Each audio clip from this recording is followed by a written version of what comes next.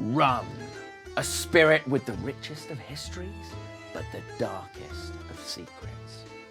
A liquor whose past entails colonialism, slavery, piracy, drunkenness, debauchery, royalty and revelry.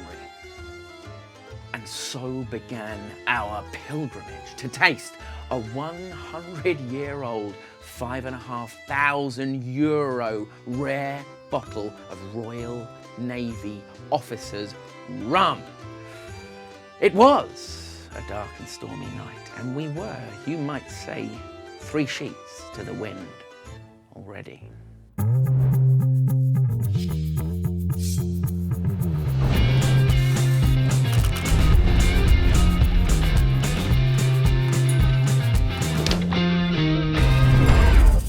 Rum, with its drink origin stretching as far back as Sanskrit texts to a fermented cane juice known as shidu, to the Dark Ages, when King Peter I of Cyprus reportedly brought rum to the Congress of Krakow.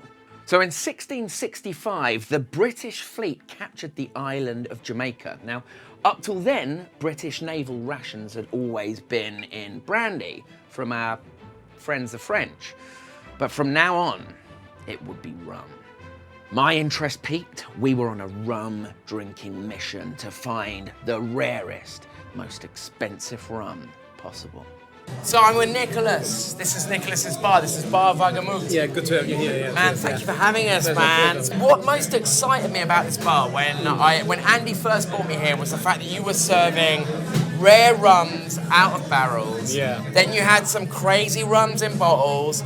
And then I noticed you had a bunch of spirits that I really hadn't seen anywhere else, like wild berry schnapses, etc. What's going on, man? We don't have it official yet, but we think we got the best spirit selection in the world. And you know, you will find bars who have a better whiskey selection. You will find bars who have a better brandy selection. But we have everything in pretty good selection. And then as well, we got like 2,500 different spirits, but like different ones. And we have 2,500. Yeah, and totally different. Totally different. There's not one the same. And then we got like 1,000 of these are rum. So rum is our favorite spirit, I have to say. But we have like from every category, basically, we have a very good selection. Yeah. The gunpowder test. So back in the day, to determine the strength of rums, they would pour a little bit of rum on some gunpowder, and if the gunpowder lit, it would be termed Navy proof. Methods have obviously come a long way since then, but you can still see stamped on some bottles, not this one, the term Navy proof. So we start with a product I make myself. So what we do for that is like it's rum from Barbados, which we import like barrels, and then we age them in previous pigs Pedro Jimenez sherry cask, which is like a very sweet sherry. It's like a liqueur, basically, like a syrup. And by aging it in these sherry casks, you get like this fruitiness and the sweetness in the rum. There's no sugar added, there's no coloring or anything. And this is like my breakfast rum, you know? It's like the everyday rum, which is not complicated. You put it on the table and everybody's happy. That's incredible, dude. It's like very smooth, you know? It's very easy drinking. Yeah. It's a shit. Dude, that is, yeah. But normally, you know, that's... Does that make me a Luddite? I mean, that's fucking amazing. I like this one for breakfast, you know? But then, like later during the day, I like more complex and more richer things. So rum's British naval history spreads far and wide. As far, in fact, as the Australian colonies. There was something there called the Rum Rebellion. The only time in Australia's history where there has been a military coup.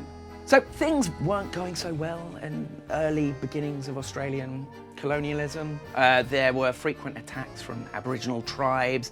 The local flora and fauna was unforgiving, still is, and drunkenness was a big problem. The word gets back to Queen and Empire, and enter William Bligh, Governor of Australia, who decides to make it illegal for local people to trade in rum. The local military took arms, pointed their bayonets at William Bligh, and a military coup took place, the Rum Rebellion. You may take our freedom, but you will never take our rum. This one is a very special bottling. It's Villiers is one of the best independent bottlers on earth, and they did a rum they called it, it's agricole. Well, there's not much to tell actually about this one. It's something they did for the 70th anniversary of the company, and it's just like mind-blowing complex. It's in cask strength of 57%, and it's awesome. It's just awesome. Can't describe these kind of products. You need to taste them yourself. And this one doesn't exist anymore, of course. So you can't get it. It's Fire. Yeah. That's fire. Yeah. It's obviously a lot stronger in alcohol. Yeah. But you don't feel the strongness that much because of the drink itself. Yeah. So, It's very rich. yeah, beautiful, but man, yeah. beautiful taste. So, the historical record states that after Lord Admiral Nelson's death beating Napoleon in the Battle of Trafalgar, his body was placed in refined spirits. Now, legend has it, these spirits were, of course, rum. Upon returning back to England, when they opened up the cask, they found only the pickled body of Nelson. No rum left in the cask. The sailors had apparently drilled a hole in the bottom of the cask and siphoned out all the rum to help themselves back to British shores. So I ask you all at home, right now, pour yourself a glass, raise a glass, and let's drink a tot of Nelson's blood whilst we taste a 100-year-old Royal Navy officer's rum.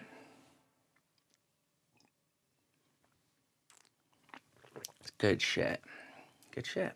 What we have here, that's my baby, yeah? What you call them, the officials, no? Offiziere? The officers. Yeah. Like the, yeah? Yeah. Everybody used to get the rum ration. Yeah. And at the Black Tot days, that was like when the rum ration was like finished. Yes. You know, they filled everything in these old bottles, basically, in these old Krüge, you know this? Keine Ahnung, yeah?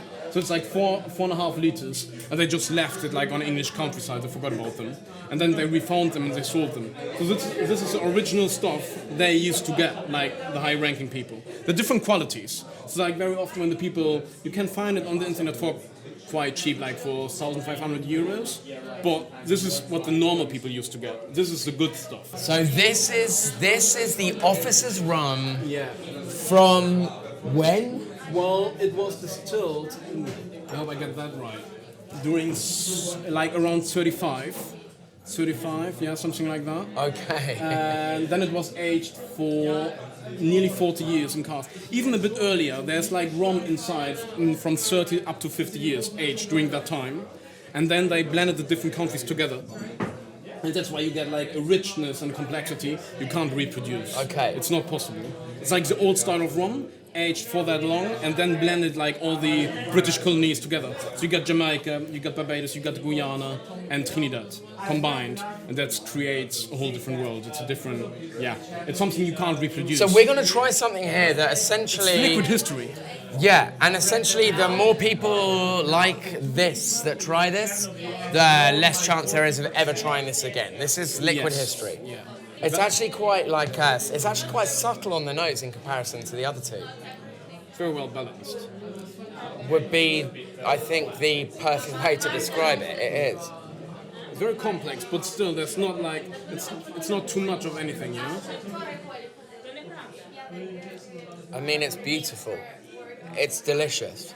And the fact that you know, I mean, we're a bit pissed here, so I don't want to try and romanticise too much, but, you know, I knew that we were coming to Nicolas's bar, and I know how high this man holds his spirits. Like, you know, we're in the creme de la creme of places, and this, it's a special thing. It's tasting a moment in time. Thank you. Pleasure.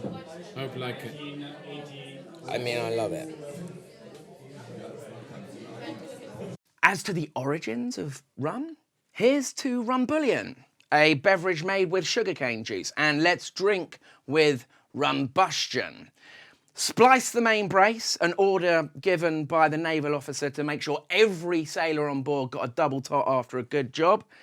Captain's orders, Nelson's blood.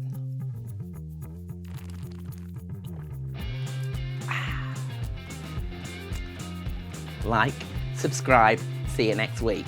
Wallop.